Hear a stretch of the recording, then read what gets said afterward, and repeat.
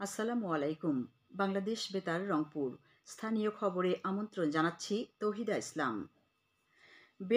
বেসরকারি শিক্ষক নিবন্ধন ও প্রত্যয়ন কর্তৃপক্ষ এনটিআরসি এর ষষ্ঠ নিয়োগ সুপারিশ কার্যক্রমের আওতায় দেশের বিভিন্ন শিক্ষা প্রতিষ্ঠানে প্রায় ৪১,০০০ শিক্ষক নিয়োগের সুপারিশ করা হয়েছে।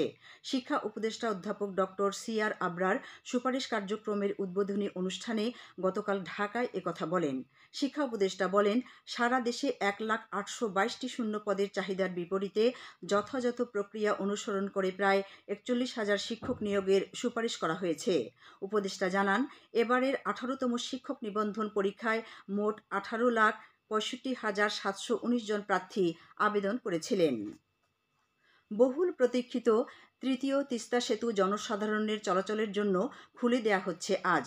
স্থানীয় সরকার, পল্লী উন্নয়ন ও সমবায় এবং যুব ও ক্রীড়া উপদেষ্টা আসিফ মাহমুদ সজীব ভূঁইয়া আজ গাইবান্ধার সুন্দরগঞ্জ উপজেলায় তিস্তা নদীর উপর নির্মিত মওলানা ভাসানী সেতু উদ্বোধন ও মতবিনিময় সভায় অংশগ্রহণ করবেন। বাংলাদেশ সরকার এবং সৌদি ফান্ড ফর ডেভেলপমেন্টের অর্থায়নে ১,৪৯০ মিটার দীর্ঘ ও ৯.৬ মিটার প্রস্থ সেতুটি নির্মাণে ব্যয় হয়েছে ৯২৫ কোটি টাকা। এদিকে বিকেলে উপদেষ্টা আসিফ মাহমুদ সজীব ভূঁইয়া রংপুর বেগম রোকেয়া বিশ্ববিদ্যালয়ে শহীদ আবু সাইদ চত্বরে পুষ্পস্তবক অর্পণ এবং রংপুর জেলা স্টেডিয়ামে অনুষ্ঠেয় জুলাই ৩৬ ফুটবল টুর্নামেন্টের ফাইনাল খেলার উদ্বোধন করবেন।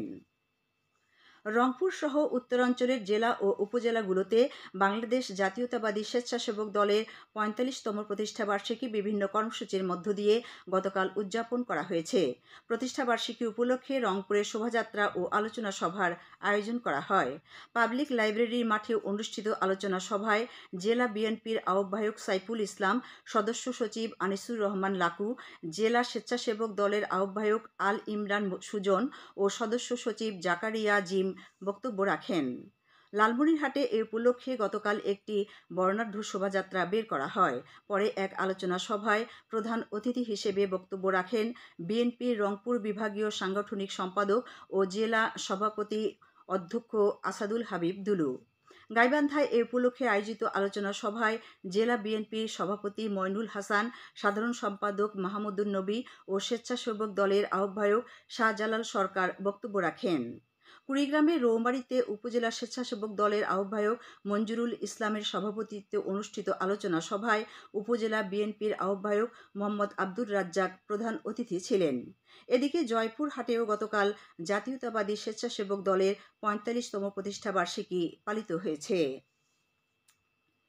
রংপুর জেলায় বাংলাদেশ পুলিশের ট্রেইনি রিক্রুট কনস্টেবল নিয়োগ কার্যক্রম সুষ্ঠুভাবে সম্পন্ন করার লক্ষ্যে গতকাল ব্রিফিং প্যারেড অনুষ্ঠিত হয়েছে।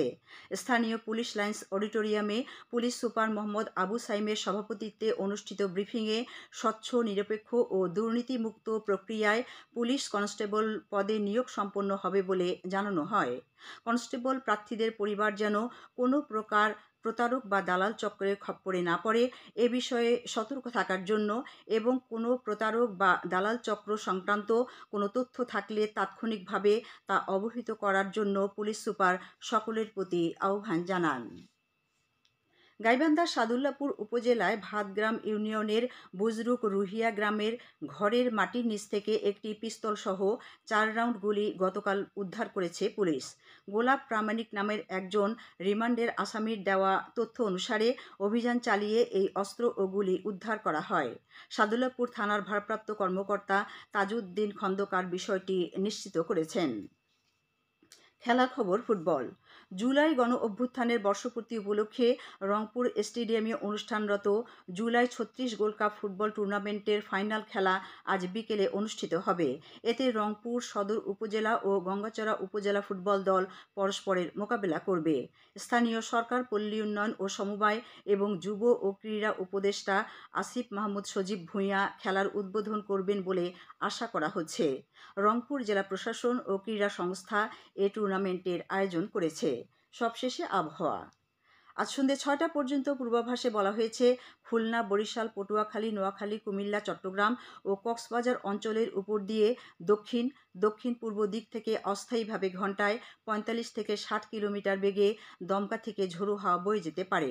সেই সাথে বৃষ্টি অথবা বজ্রসহ বৃষ্টিপাতের সম্ভাবনা রয়েছে। এসব এলাকার নদীবন্দর সমূহকে 1 নম্বর সতর্কতা সংকেত দেখাতে বলা হয়েছে। খবর শেষ হলো। আমাদের পরবর্তী স্থানীয় খবর প্রচারিত হবে বেলা 2:05 মিনিটে।